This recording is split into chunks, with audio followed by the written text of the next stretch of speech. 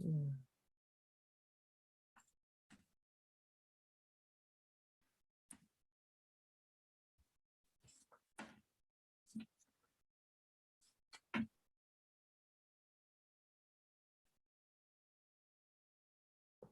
over here watching these people freak out over this little bit of snow we're getting in Georgia. Yeah, we got some snow too, but I heard that y'all haven't gotten snow in a while, so it was, I guess, a kind of a big deal for you. Well, northeast Georgia is supposed to get hit really hard, but where I am in Northwest, like, yeah, if it does snow, usually by 11 a.m. the next day, it's gone, or by the time it's done, it melts. But these people out here are like, they're literally praying for snow. So they're like it started to snow a little hard maybe a couple hours ago, and next thing I heard kids out in the street. I'm like, you're still sledding on pavement. Like, what do you I got no snow, but I got all this road rash from trying to sled down a hill that was just wet. So, well, I mean, I said, I'm being from up north. We're just like, whatever, y'all can have it. Yeah, basically. I'm over it as well. But I heard that they got some in Texas too, not too long ago. So I was like, is anywhere safe other than like in California right now, they're supposed to be bracing for tsunami, which sounds so crazy. I saw it. I was like, listen, but science ain't real, but right, there's no such thing as global warming. Yeah. This ain't that conversation.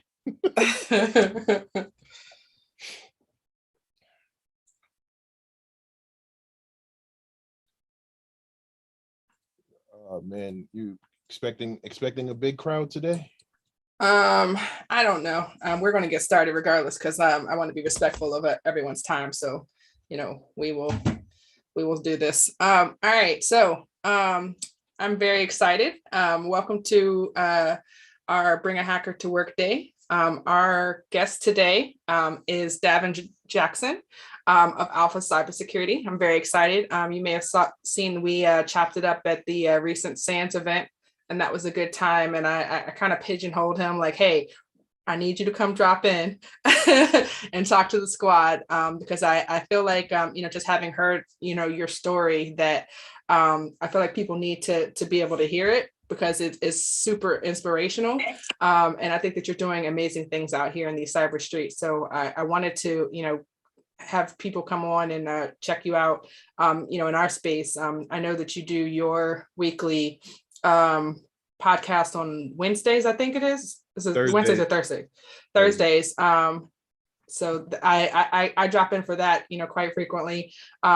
So you can check our guests out there too. But basically the way these goes is, I'll let you tell everybody, about what it is that you do, how you got there. And then, if you have any advice for how they can, duplicate your success. I know for me, I think one of the things that's inspirational is that you did not take a traditional route. So I'm excited to hear about that. And I will let you, talk to them about, what it is that you do and, who you are. Well, for one, thanks for having me, and anything I can do to support. And yes, you are also correct. I damn sure did not take a traditional route into this world we call tech and cybersecurity. But for those who don't know, my name is Davin Jackson. I also go by DJax Alpha on Twitter and Instagram. I am a father, husband, U.S. Air Force veteran, and I am a pen tester. And well, the official title now is application security engineer, but basically I'm a pen tester. I get to hack apps and APIs and stuff like that for several companies. And I'm also, the one thing I am proud of in this tech space is that I am a business owner and contributor to my own blog and content creation company, Alpha Cybersecurity. AlphaCybersecurity.tech is the actual website. And I am the host of InfoSec Unplugged, which is my live stream podcast that I do I try to make sure I do it every Thursday on YouTube, Twitch, and also on LinkedIn.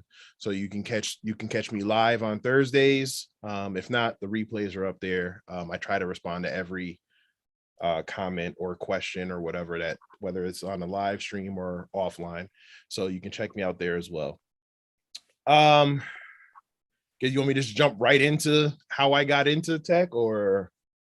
Yeah, I mean, like, how did you get it? Like, because when we talk about people's traditional routes into cybersecurity, we tell people that they need to go get a degree, they need to get some experience, they need to get some certifications. But you did things differently. Right. And I was promising folks a master class of, I can show you better than I can tell you, because like I said, have taken a completely different approach to, what we kind of like prescribe to people who are new to the industry. No, absolutely. And I'll actually pick off of some of the things that I was for a talk that I wanted to give to you guys originally about my talk for hacking on a budget. The slides got messed up when I had messed up my computer, and but those files kind of got corrupted, but I do still have some of them that I was rewriting up. So first, let me just give the quick rundown about how I got into tech. I always knew I was interested in tech and stuff like that. I used to tinker around with stuff at my grandmother's house. She used to let me take things apart that I now realize was probably dangerous when I was younger, but we didn't have all those type of rules and stuff like that. But I always knew I wanted to get into tech. I always knew I wanted to do something. Didn't quite know what it was. And then how it goes as you get older, you get distracted into one thing or the other, whether it's kind of people making you feel like you're not smart enough, or let's just call it for what it is. You're going through those teenage years, you're in high school. So I got more interested in the opposite sex, and then also just kind of following, I guess, the stereotypical things, wanting to get into sports. And I played basketball for a little while, and then I kind of blew my ankle out sophomore year. So pretty much my basketball dreams were done and over with then. But I kind of struggled in high school, not because the work was necessarily hard, but I just didn't find it challenging. And honestly, I was interested in more things like making money. So, I was literally at one point skipping school to kind of go to work. Like, I had a job at the mall, so I would do that, and then or go check on my grandmother, who was in a nursing home at the time. And like I said, that you'll probably hear me talk about her a lot, because she was kind of one that always wanted me to she kind of let me be me, as far as I can remember. So I used to do that. Shortly after high school, a couple things went left, and decided I was going to go full-time into the military. I went into the Air Force. I asked about getting into tech, but if anybody who's familiar with the military and military recruiters know, their job is to get you in, but they also get little bonuses or little stipends or whatever if they push you in certain directions. So for me, my recruiter's direction was to push me into aircraft maintenance. And when you offer an 18-year-old kid from Bridgeport, Connecticut, $5,000, back in the early, this is like 2000, 2001. And me not knowing what I was going to do, or where I was going to end up, I took the $5,000 and signed up for aircraft maintenance under the impression that I was going to get a job at an airport or something when I got out the military. Cool experience. I don't really have too much negative to say about the military, except for if you want to do it, just make sure you get everything you want in writing and you know exactly what you're doing, because they will screw you over if they can. So fast forward, got out of the military. There were no fighter jets in the civilian world. So much for that idea of getting a job at an airline. And then the other half, I tried to work at like government contractors and stuff like that. But in order to do that, I would need to talk about certain things that I am legally obligated, that I can't talk about for the rest of my life due to my clearance and things that I worked on and seen when I was in the service. So I kind of stumbled around for a little while. I was lost. I tried my hand at being an electrician. I enjoyed it, but didn't enjoy the heights and falling off of a 25-foot ladder. The story goes that I fell off the ladder. Once I realized I could walk, I walked off the job site that day. And then I became an alarm technician. I was actually working on like some of the very first smart houses for people. This has got to be now, I don't know, 2005, 2000, yeah, about 2005 or so. And in order to do that, at least in the state of Connecticut, in order to get your license, you had to be a registered apprentice for about 4 years or so at that time. And the only way to get registered is through your employer. And in Connecticut, what would happen is once you're registered, every 6 months or so, you would get a pay increase until you were just about ready to take the exam for your license. If you hear any screaming, that my kids are competitive, they're playing like Mario Party or something. But yeah, so and I remember going in and asking my boss to register me as an apprentice, and this is after this is probably a year and a half to 2 years after I've worked for him and kind of done the work, and they actually had me out and doing jobs on my own. And he actually looked at me and told me straight up, like, why would I do that when I can continue to have you do the work for me now? And I only have to pay you like, what was it, like $10 an hour.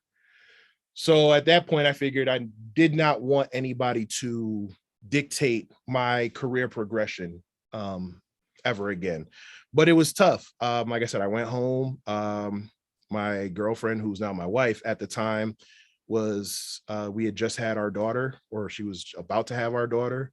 And I remember kind of being at a crossroads. I could have went back to certain things that I walked away from. I don't know who's watching this, so I'm gonna keep it clean. But I could have went back to that direction and other entrepreneurial pursuits. Yeah, that's one way to put it. But let's just say this, yeah, that were entrepreneurial pursuits that are frowned upon. I could have went that way or figured something out. And shout out to my wife, who basically kind of put her foot in my back and was just like, well, what is it that you enjoy doing? And I'm like, well, I enjoy tech and tinkering, because that's kind of what I did on the side when I wasn't working and stuff like that, just to kind of get my mind away from things and keep myself productive. I'm like, I enjoyed this. So she was like, so go do it. And I looked at options about going back to school, and even though the military was paying for it, or going to pay for a good chunk of it, I was about to be a father. We had bills, we were rented out a house and everything. So it was like, I needed something that kind of needed to be a little bit more immediate. Like at that time, I didn't think I had 4 years to go to college full time and take a bunch of classes that weren't going to help me transition into tech. And that's how I discovered certifications. And I felt like that was the best approach, because I could get the education that I needed to get without paying thousands of dollars and taking classes like, I don't know, like basket weaving or child care or whatever the hell it was that you had to take, the electives you take in college. Not knocking college, just saying I wanted a more direct approach to my end goal. So I started from the bottom. Like I started with my A+ certification and everything, but at that time I knew I'd spoken to a couple people who were familiar in the field, and they kept saying, yeah, it's great to have this stuff, but you need to get the hands-on experience. So I found different ways to get hands-on experience. Showing my age a little bit, but I worked at Circuit City. I was their home theater installation tech, and one of the guys from the PC bench quit. And I went to my supervisor and I was like, well, how much are you going to pay the guy at the PC, a new guy at the PC bench? And they were like, oh, we're probably paying him about, $14-15 or whatever an hour. I'm like, well, instead of doing that, why don't you just give me an extra like $4, $3-4 an hour, and I'll do both, because I was doing maybe 1 or 2 home theater installations a day, maybe 3 when it got really busy. So I'm like, in those dead spots, I'll come back and work the PC bench. So now as I'm doing my A+ certification and Network Plus certification, I'm getting the experience, the hands-on experience, because now I'm literally getting paid by the hour to take computers apart and add RAM to it and see what the hard drive is and all of that. So that was my first, I guess, real tech job. And then after that, I moved around. I worked help desk a lot, which I know if you guys are on social media right now, there's this whole thing about people not wanting to do help desk jobs. I'm gonna tell you right now, if you can get it, if you're starting from the bottom, get a help desk job for two reasons. One, it helps you learn how to troubleshoot things. You're learning how to troubleshoot stuff on the fly. You're getting paid for it, but most importantly, you're getting on the job experience. And in tech, the loop goes, I can't get a job because I don't have the experience, and I don't have the experience because I can't get a job. So, but one of the easiest jobs you can get is help desk. And look at your local. I mean, everybody has internet through their cable provider, right? Go get it. They're always hiring. It's a revolving door. I'm not telling you to go there and make it your career or get stuck in the help desk role. But if you go there, and let's say you're there for about 6 to 8 months, you put that on your resume, you're getting paid. A lot of those companies actually pay very well for someone starting out at help desk. So I'm a big advocate for that. But you do that while you're learning the things that you need to get. Also, those jobs help pay for your certifications, or they'll help or reimburse you once you pass. So these are ways that you can kind of cheat the system or flip your training. Like that's one of the things. That's the other thing that I try to teach, or that I actually did in the talk. I talk about how I talked my boss into reimbursing me for every certification that I passed. And then what would happen is every time I did that, I'd probably get a little pay bump, not much, maybe like, 25 cents or whatever. But I continued to work like I was making whatever it was I started with. Reason being is that there's going to come a point where either A, they're going to start getting uncomfortable reimbursing you all the time, or B, your certifications are going to get too expensive and they're going to tell you no. But in the meantime, you're saving all this extra money because you're not coming out of pocket for all the stuff all the time. Like for me, I think I put up $300, call it $300 for some books and training. And when I passed, I get reimbursed. Took that same $300, put it to the next one, and kept doing it. And then if it went up a little bit, let's say it went up $50, whatever, you just add on to it. And you can do that for a bunch of certifications just starting out while working and getting that hands-on experience. So that's pretty much what I did. I think I fast forwarded maybe about 5 years now. And then I realized I wanted to make the jump into cybersecurity. Again, it's not that it's starting all over again, but it is because now you're jumping into a different field of technology. So I went from help desk, worked my way up through desktop support, network support, and then worked my way up to sysadmin. And then once I got to sysadmin, I'm like, okay, I did some cybersecurity stuff. It was more like blue team related. So a lot of incident response and preventative maintenance and vulnerability management. And then I started researching cybersecurity roles, and I came across doing vulnerability assessments.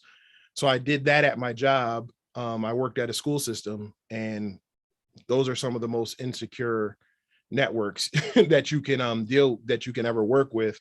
So I did a lot of vulnerability assessments, but then I realized, okay, so we have the vulnerabilities, we know they're vulnerabilities, but what can be done with them? And that's where I was introduced into penetration testing, and I kind of never looked back after that. At that point. So let me stop you real quick. So when you were doing your help desk, your sysadmin, basically rising up through the ranks through that, a lot of the stuff that you're doing, it may have just been tech, but there may have been some, cybersecurity related things, Oh, absolutely. there as well, right? So I think that the one thing I see a lot of people saying is, hey, I don't want to take this job in a help desk, or I don't want to take this job and as a sysadmin because it doesn't say cyber specifically, and it's not going to get me work experience in cyber. But I think it's important that you are framing your resume in a way that highlights the cybersecurity related skills that you did in those jobs, so that you can be able to use that experience even though it's not 100% cyber. Absolutely. And you actually beat me to it, because I was going to say, when I made that jump, you learn about transferable skills. So even though let's say I wasn't technically blue team, but I patched systems, I did vulnerability, I updated software, patched networks, group policies, research vulnerabilities and figured out what updates to third party or third party software, or third party libraries we needed to do. That's all cybersecurity work, right? That can, depending on the company, that falls in line with stuff that some analysts do, or SOC, or SOC people when they're troubleshooting and they're looking and they're getting information on the network. So these are all things that you can put on your resume and tailor it in a way to say, okay, so I never had an official cybersecurity role, but I have cybersecurity experience. And we're going to keep going back to that word experience because that is important. But like I said, when I decided I wanted to make the full-time jump into cybersecurity, mainly penetration testing, like I said, I had reached my limit. Like they started telling me certain things about budgets and all of this stuff, which was fine because, like I said, I've been saving money this whole time. And this is where your faith in yourself comes in, because that's something that we don't really talk about a lot. Or that you don't really hear too much outside of groups like this. The process can be very tedious. The process can be very stressful. And a lot of times, unfortunately, the process can be very lonely. I, again, not trying to show my age or be like, back in my day, but there weren't groups like this. There weren't online meetups. There weren't physical meetups. There weren't really, it was almost like a secret society, so to speak. Like you had to know somebody who knew somebody who could probably bring you in. And even then it was almost looking at you like you're an outsider. So there weren't really any communities to learn tech or cybersecurity. And there damn sure weren't too many communities of color or, with women or anything like that. It was just kind of male dominated, usually not us, right? Let's put it that way. So it can be very lonely when you're on the grind, and you still have your group of friends, whoever, that want to go out and party or whatever, and they're not tech, so you can't even bounce ideas off of them. But this is where that, if you look behind me, I have a bunch of things back here that says, in the first one in the big letters is always bet on yourself. And that's because that was my mantra, from then until this day. Always bet on yourself and remember why you're doing it. So back to the story, they said they didn't want to do it. They didn't want to pay for me anymore. So I actually came out of pocket and bought my own books, practice stuff for the certified ethical hacker certification. And then I went and took a training down in I call it Washington, DC, and took a course there to learn some hands-on stuff from Keytron Evans of InfoSec Institute. And he was, I guess, my first mentor. Shortly after that, I tested for the CEH, passed the CEH, took another certification called the Certified Penetration Tester certification, which was more of a hands-on one, and passed that as well. And then basically after that, I just kind of grinded for the next few years, gaining that hands-on experience. I was able to land a job at a consultancy that was looking for like a junior pen tester, and just kind of work through that. Now, how was I able to, because a lot of people look at that and then go, oh, so you got your CEH and was able to get the job. The CEH or the certifications look good on your resume.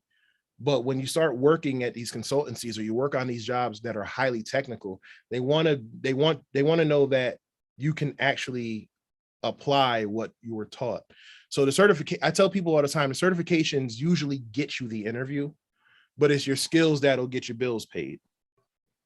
So back to what I was saying before, honestly, once you get to a certain point, you really, like, a lot of people tell you the hoard certifications.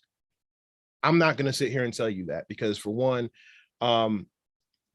it's not going to get you, it's not going to bring you success.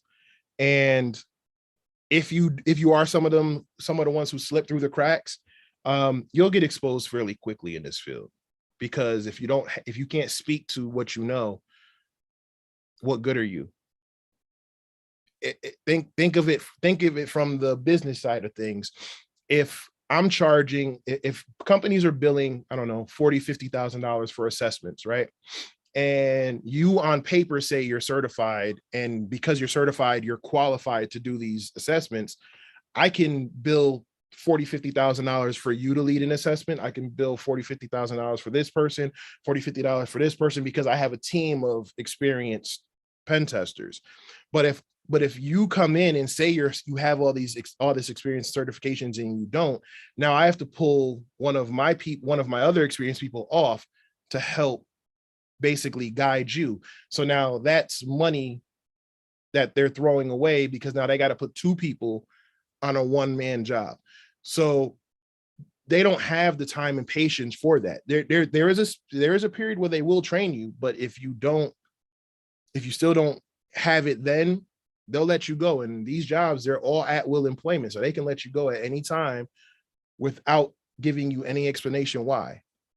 So this is why I tell you to take the time to gain that experience. And you can gain that experience absolutely for free. Honestly, you can gain most of the experience you get with these certifications for free. You can even take courses for free. Is where the money comes in, is when you have to pay for the exam or sit for the exam. You can probably get the A+, Network Plus, Security Plus, CEH, Pen Test Plus. You could probably get CYSA. CYSA. You could probably find most of the training for that for free online from YouTube or Cybrary or LinkedIn Learning. If you have if you can get a free LinkedIn Learning account, if you have a library card, you can get a Udemy account for free. Shout out to Mary Galloway, because she's the one who actually told me that while I was coming up with the talk. These are all things you can do. And then when you have groups like Black Girls Hack or the Society of the Women's Society of Cyber Jutsu or WECs, or following people like Tanisha or myself or Philip Wiley or whoever, you might get a voucher for an exam. So these are all things that you can do without having to go the traditional route. It just depends on how much work and time you're willing to dedicate into yourself and how honest you are. Because again, there are a lot of echo chambers and there's a lot of things out there on social media that can deter you or tell you something else that is more of what you want to hear. So, like, you'll hear a lot of people tell you, oh, I can help you get 6 figures in 6 months. If you ever hear that, you gotta take that. You gotta just don't. Yeah. Like, case in point, there was somebody online the other day who was told that if they got their AWS solutions architect certification, that they can get a job paying $120 off rip. So now this person with no technical experience, no networking experience, no cloud experience, nothing, jumped up and missed he even skipped the AWS cloud practitioner certification. So you went from there and studied for this exam, which brings a lot of different questions after that, but I'm not going to, speculate. But let's just say that exam is extremely difficult. And if you don't have the previous experience, it looks like you may have done something like studied a brain dump, which is another bad no. But this person got this certification and then immediately started to apply for jobs and could not understand why they were getting turned away and not getting the responses, and then went on LinkedIn to vent about it and said, I need an entry level secure cloud architect role. And immediately everybody on LinkedIn was like, well, first of all, there's no such thing as an entry level cloud architect. Second of all, and then that's when the kind of the nastiness comes in. But these are the things that are being told to people. And then when they go out here and spend this money or even invest this money in people who are supposed to be helping them, they get screwed over. And the people who help them are nowhere to be found when it comes time to collect or come time to explain why their solution isn't working. So the purpose of talks like this, purpose of talks like this is just kind of show you that it can be done, and if it do, and why doing the work and getting that experience is beneficial. Yeah, I was going to say that Tony on YouTube, he was saying that you can get the if you're a vet, you can get the LinkedIn Premium for free for a year. So he was saying don't sleep on that. Yeah. But I definitely agree. Like I try to pick my battles because like I try to mind the business that pays me. But I see a lot of folks online who are saying, hey, pay me $3,000 and I've got the key. I can help you get a 6-figure job. I can help you, get this, this, that, and the third, completely, I guess, circumventing the, the traditional prescription of, certs or experience and or, education. And, if you just pay me this money, then, you can get a job, make it 6 figures and you're good to go. But I think that the part that you're missing there is that, even if you can, for some way, get through, a brain dump, get through an interview because somebody has prepped you, you're not going to be able to do that, long term, because I think your inexperience and your lack of fundamentals is going to basically show up while you're in the job. So like, even though you got a job 6 figures, okay, grab the bag. How are you going to keep the bag? Absolutely. I just wanted to bring this up real quick because this was one of the from the talk I gave. Can you see the screen? Yes, sir. So yeah, but to your point, absolutely. That goes back to what I was saying about it, you will get exposed. And one thing about cybersecurity is it's a very small community. It's a community within a community. And then if depending on the role you're looking for, that's its own community. And these communities talk. So for example, let's say you say you're an experienced pen tester in application security, and you go and work for a fintech company dealing with finances and PCI frameworks and all of that. And 6 months down the line, they come to the conclusion that you lied on your resume or that you're not who you said you were. They let you go. Now, you won't be able to get another job in fintech for a while because they have, just like how we're meeting up here, they have groups of they have meetup groups for CISOs and chief technical officers and other fintech people in that space. And they all talk. So now when you go to so let's say you worked at First Data, just using them as an example, and First Data let you go, and now you want to go work for, was it NPR or something like that? And now they get to talk and they're going, well, hey, didn't this person used to work for you? Because now you have to show that experience. There's that word again, because you have to show the experience to show that you're qualified to work in that space. So now when they go to speak to it, they go, yeah. And they're full of crap. They didn't live up to their resume. That comes back to haunt you. So essentially you're blackballing yourself by trying to shortcut your way through tech. Yeah, and I think that, hold on one second, somebody just okay. So I think the other thing that is for me is that when we're talking about experience, we're also talking about a reputation, right? We're talking about, what it is that people perceive that you're doing. So just like you say that those folks are talking and, they can, see like, hey, this person worked for you. How did it go?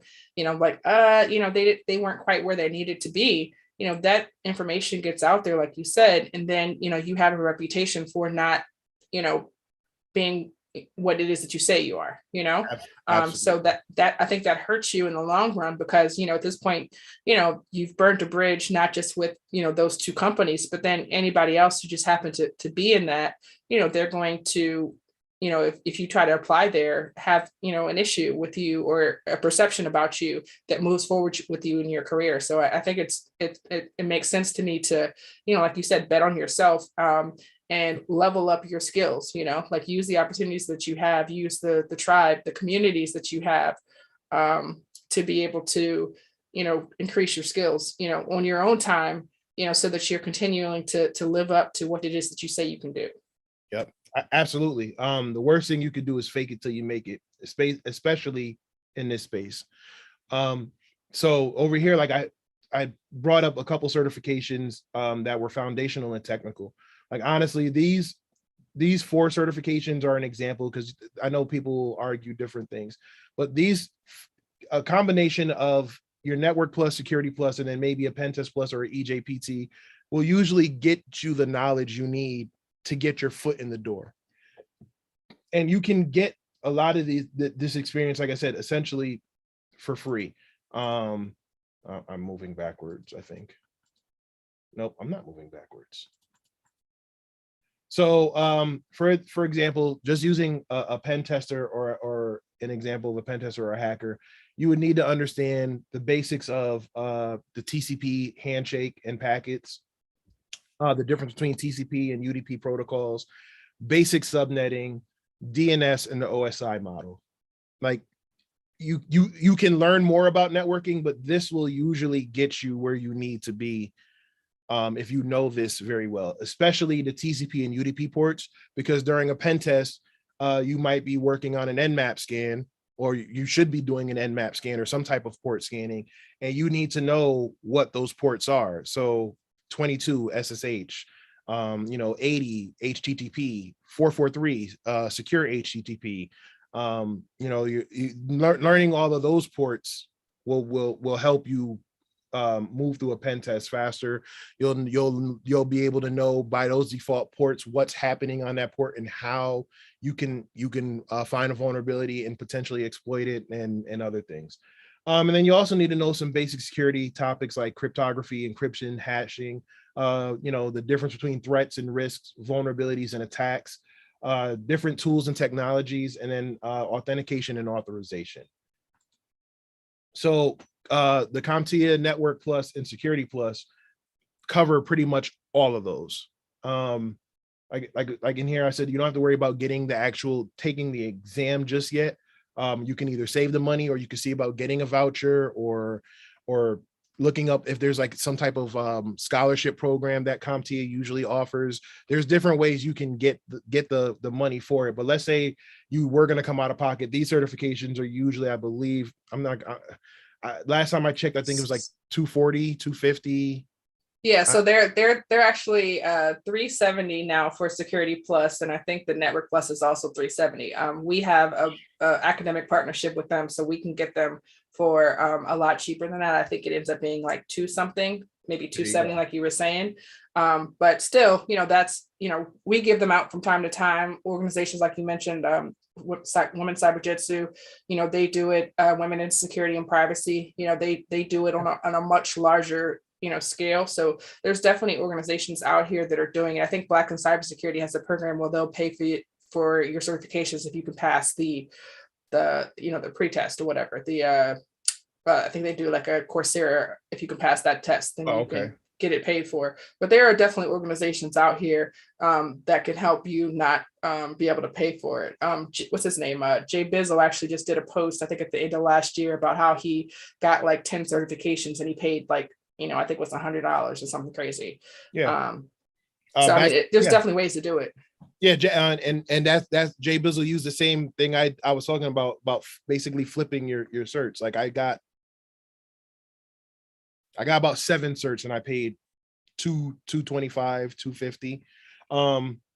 But yeah, like I said, so you can get those certifications, and just like Tanisha said, there's different organizations that can help you get the exam, but you could actually learn everything you need to learn from online. So for example, you have Professor Messer.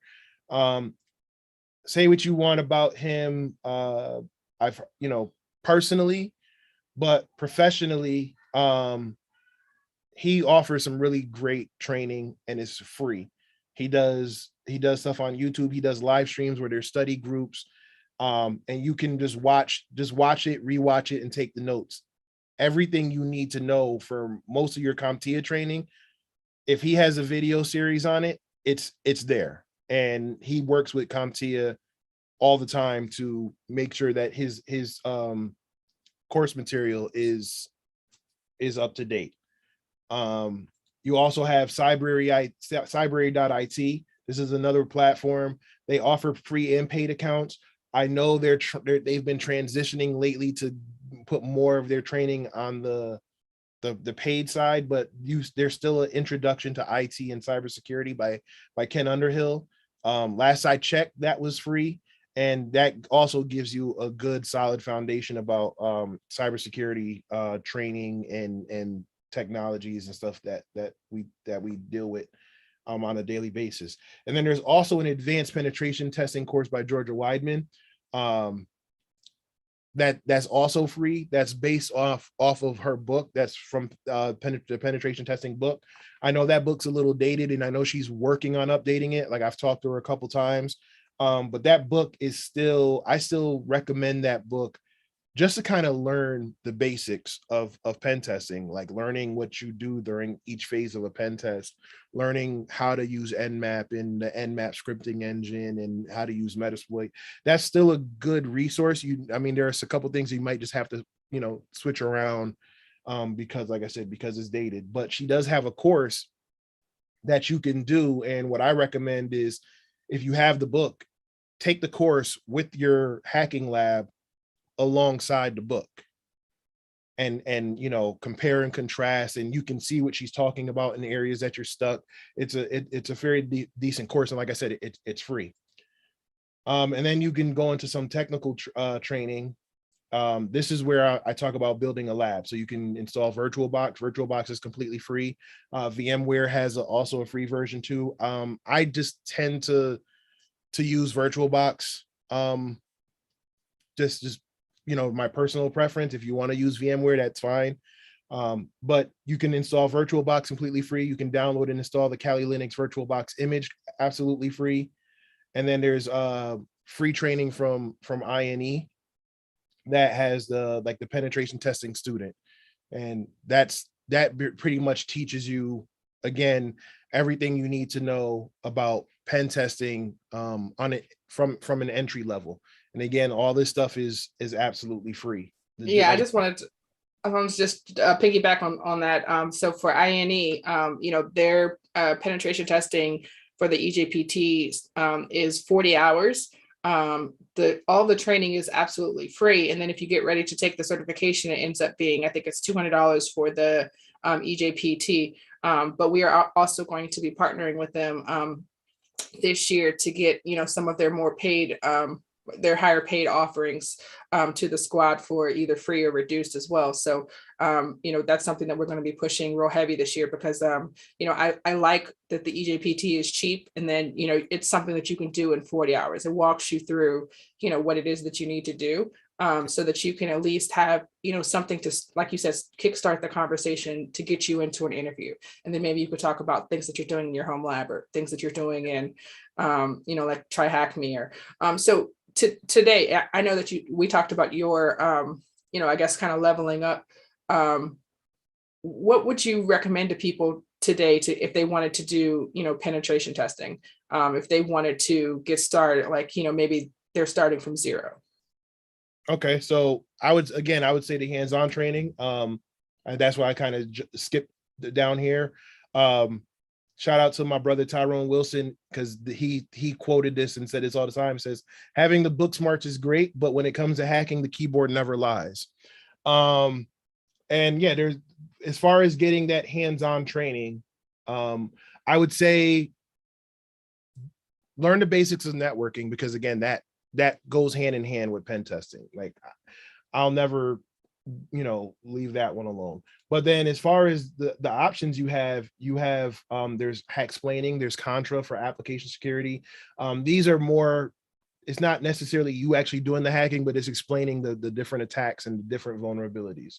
You have Over the Wire, you have VulnHub, that there's just so many different options. And these are all free, or there's a free version. Pen Tester Lab. So let's start from the top. So you have VulnHub. VulnHub is basically building your own lab. You can go to vulnhub.com, and there's a bunch of different vulnerable machines. What I tell people that I mentor when they're trying to get their hands-on experience is building out your home lab with VirtualBox or VMware, getting your Kali Linux image set up, and then go to Over the Wire and VulnHub. So Over the Wire, it teaches you how to connect like via SSH and stuff like that. And then you just kind of go through the different Linux commands. But VulnHub has a bunch of different capture the flag or boot to root machines that you can download off of their website and put in your virtual lab. And what I tell my mentees is download a bunch of them and also download the walkthroughs. Reason being is that you're not going to know how to navigate through one of these machines just starting out.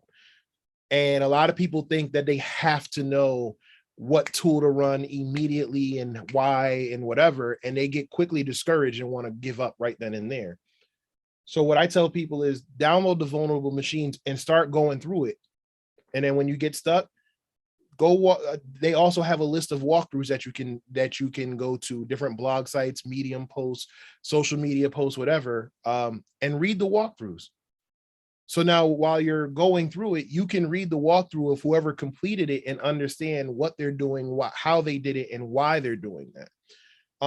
And what that does is while you're doing that, while you're reading it and actually going through the steps, you're building that muscle memory. You're building that technical memory. So now you remembered, oh, what was that Nmap flag that I needed to do if I wanted to test the version of to get the version of what's on port 22. Oh, that would be -SV, or if I need to slow it down because the firewall's catching it. Okay, so instead of a T3 or a T4, maybe bring it down to a -T2. These are things that you can learn from those walkthroughs. And then you can also read multiple write-ups of the different walkthroughs, because there's no one right way to pen test a machine. Yes, you have to follow the same methodology. So the same enumeration, scanning, vulnerability analysis, exploitation, privilege escalation. You're going to follow that same routine, but whatever you use to get to through those 5, it can vary. So like I said, I totally recommend getting these to start with, like the VulnHubs and the Over the Wire. Then you have Hacksplaining Contra. Like I said, this kind of explains more I would say advanced vulnerabilities. So like your web application vulnerability. So it kind of breaks down SQL injections and cross-site scriptings and cross-site request forgery, and it breaks those down. And it's animated and there is some interaction, but it's not, like I said, it's not super hands-on. But when you are ready to do hands-on stuff, there's Range Force, there's Security Sherpa, there's Web Security Academy, and there's Pen Tester Lab. So Security Sherpa is a really good one. That's done by Hale Bytes, David Hale. That one is in the cloud, and so that you get charged as you use it. I know there's a way to kind of do some of it for free, but like I said, there is a charge associated with it. However, the Web Security Academy from Portswigger is absolutely free, and Pen Tester Lab has, I would say, maybe a good half of their stuff is free. I recommend these two because they're really well taught, but the Web Security Academy is for me probably the best option, because like I said, it's absolutely free. And they're also the people who made Burp Suite. And if you're going to get into web app testing, you're going to know Burp Suite. Some people like OWASP Zap. It's truly a preference. But Burp Suite is like the de facto standard when it comes to web application pen testing proxies. So they teach you how to use, they teach you how to install the tool, they teach you how to use the tool, they teach you how to use everything else and how to look for different tools. And then they teach you how to use that tool to find the vulnerabilities that you need to find. And they actually recently just came out with a certification for that exam. So the entire course is free and the exam is like $100, and they're always giving vouchers away. I think for Christmas, they gave them away for free, or towards the end of the year, it was like $9. And then they do certain things like that same time where they were giving away for $9. If you passed it before January 15th, which was yesterday, they would reimburse you the full price for the exam. So you paid $9 but got back 100. So they do a lot of cool stuff like that. And then finally we have Try Hack Me and Hack the Box. I totally recommend Try Hack Me. I actually participated in their Advent and Cyber event indirectly, and then it became directly halfway through it, with me hosting their day 14 room. But they're constantly updating their stuff. And again, most of it is free. They do have a paid tier. If you choose to, I would highly recommend that. But Try Hack Me is, in my opinion, probably one of the best out there to learn, to get that hands-on knowledge. And then there's Hack the Box. I know Hack the Box has been saying that they consider themselves to be entry level, and I know they're actually working to be more entry level. Shout out to Kim Crawley, because she does a lot of the blogging and stuff for them now, and she's handling a lot of that. And I've talked to her behind the scenes. But Hack the Box typically is for those who kind of already have that experience, who kind of have the, who kind of understand how to navigate through a Linux system and stuff like that. And those are a little bit more challenging. And the thing with Hack the Box machines is there aren't too many write-ups on live machines. All the write-ups that they have are for retired boxes. And in order to access the retired boxes, you also have to pay for that membership. At least that's what it was last time I checked. However, if you do want to look at Hack the Box machines and still look at the retired boxes, check out IPSEC on YouTube. Like, he's like the go-to person for Hack the Box walkthrough videos. He has that, and then he also has a website called IPSEC Rocks that actually bookmark each attack and each vulnerability. And then when you click that link, it links back to whatever YouTube video that he dealt with for it.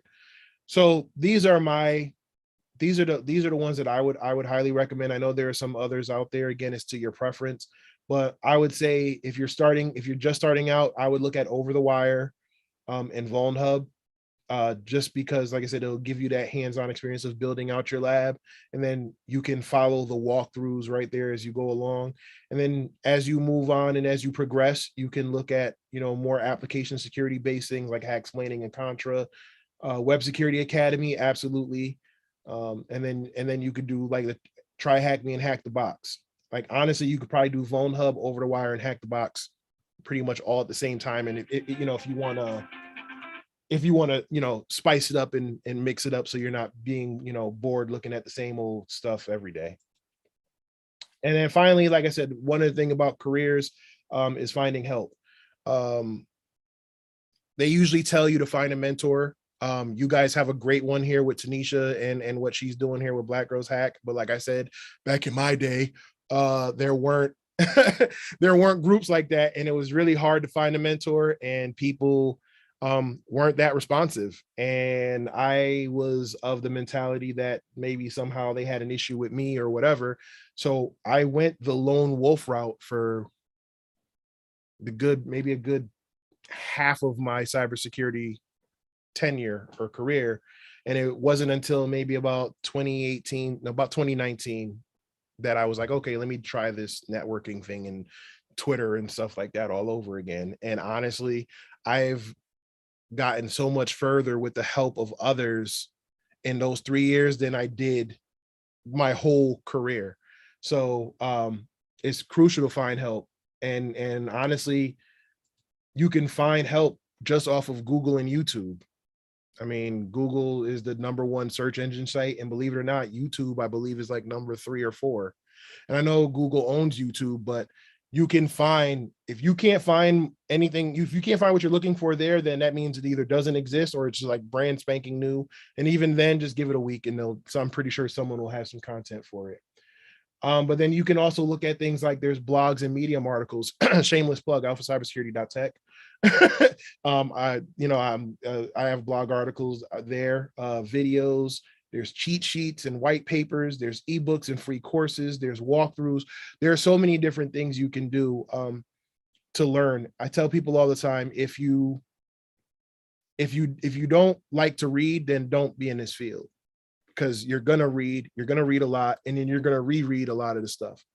And then you can also look for content creators. There's Discord and Slack servers. There's tech professionals on LinkedIn and Twitter, or social media. I usually stick to LinkedIn and Twitter because Facebook can get real funny in some of them groups. No shade, but I just kind of stick to those. And then you can also look at conferences, CTF competitions, presentations, and talks. One of the best things that came out of the pandemic is that it forced a lot of people to go the virtual route. So now you have access to things that you probably wouldn't have had access to immediately or later. Like, for example, DEF CON talks were you usually get a DEF CON talk published on YouTube till like months, maybe even years after the talk was given originally. Now they're doing it and they're live streaming it, right? And they're giving the live stream away option for free. So that's one of the best things that I think happened in the pandemic, is that a lot of this stuff that people couldn't do before, like people didn't have the money to go to Vegas and sit at Vegas for a week to go to these conferences to maybe check out 2 or 3 talks. Now you have them on demand. So, and again, these are things that you can learn from other people in the industry and make it your own. So take advantage of that.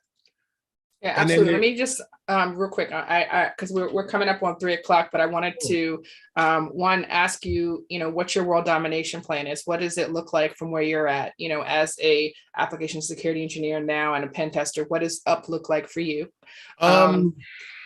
Okay, so real quick, being the change that I want to see.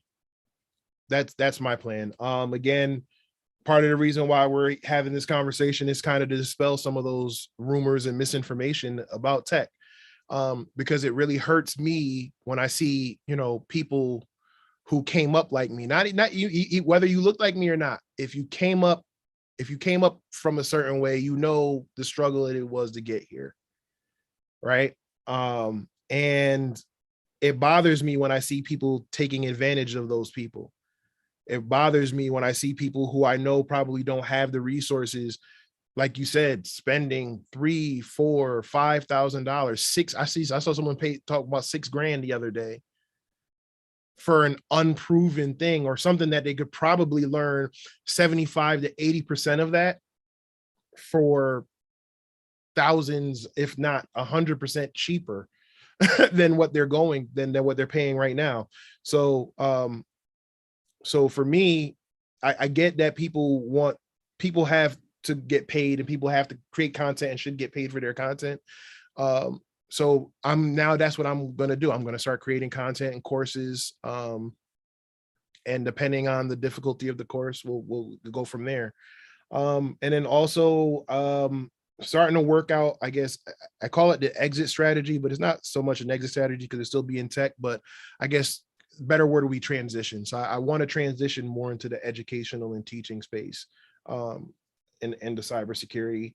I don't know how that's going to go. There are a lot of talks about different platforms and stuff like that, but right about now, I think I'm focusing on building my own table, and that's kind of where my plan is right now, and just kind of working extra hard right now so that I can take the time off needed in the future and, watch my kids grow up and stuff. All right, so we've got a couple minutes left. Do you want to drop the blog, the website, the social media handles so that people can, follow you and support your content? Yes, but again, I just want to say, check out these groups here before I talk about myself. Women's Society Cyber Truther, Black Girls Hack, the Tech Sec Chicks, Cover 6, and Blacks in Cybersecurity. All great organizations to be a part of and help out. And yeah, check them out, support them. But if you want to find me, it's djax_alpha on Twitter, Davin Jackson on LinkedIn. There's a bunch of letters after my name, but again, this is to the certifications.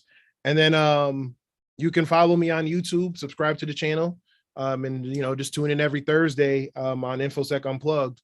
I made that show to actually be a platform where people can reach some of these people who they didn't think were reachable. Like I've had Tanisha on, I had Dave Kennedy on last week. I was about to say you had Dave on last week. That was dope.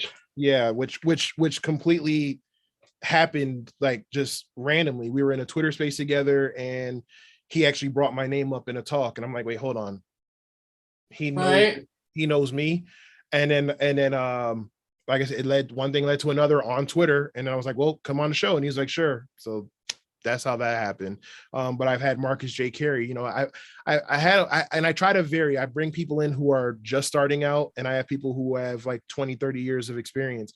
But the point of the show is to, especially when you're watching it live, is to get that you can almost reach out and touch this person. Like you can leave a comment. Access. You can leave a comment or a question and they'll, and I ask them to answer it, or they'll answer it willingly sometimes before I can even get to it. And it just kind of shows the human side of these people that are quote unquote InfoSec rock stars or whatever, that they're willing to talk and relate and they're relatable and they're just like us. So that's the whole purpose of the show. Like I said, I have a lot of other things coming down the pipeline in the future as far as other podcasts and content, but for now, just alphacybersecurity.tech and just follow me on Alpha Cybersecurity on the YouTube channel. Probably gonna do some gaming stuff, but until that's live, I'm not gonna promote that. That's dope. All right, well, I thank you for coming out, and I appreciate you as always, for supporting us. And I hope that we can continue to support you. And when you start pushing out your educational content and classes, I can't wait to see that, because I know it's going to be just major. So thank you for coming out and hanging out with us on your Sunday. Thank your family for loaning us to you for this time, and I will talk to you soon. Yep. All right.